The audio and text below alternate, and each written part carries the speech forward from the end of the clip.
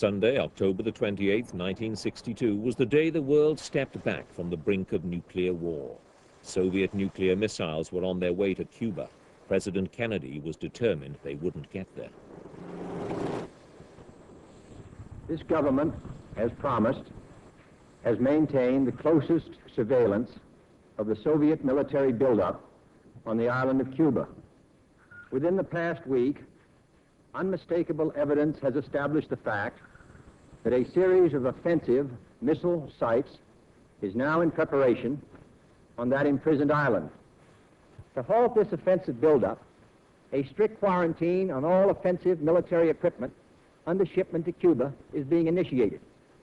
All ships of any kind bound for Cuba, from whatever nation or port, where they're found to contain cargoes of offensive weapons, be turned back.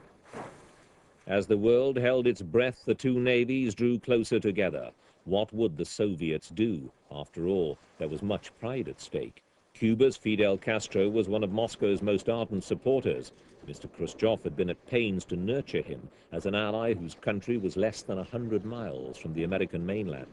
Castro, for his part, was receiving massive Soviet aid. His people relied on it. He had to go along with what Moscow wanted, whether he liked it or not. To prove that he wasn't bluffing, President Kennedy ordered home the families of servicemen serving on the American naval base on Cuba. Several secret exchanges now took place between Washington and Moscow to try to find a way out of the situation that would save everyone's face. It wasn't easy, and the world watched this game of nuclear poker.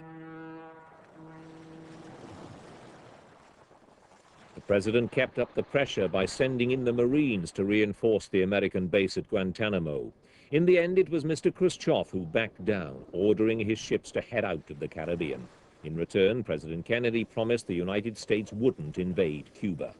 Within 3 days, all the Soviet missile bases in Cuba had been dismantled, and the world could breathe a little easier for a while at least. The other guy had blinked.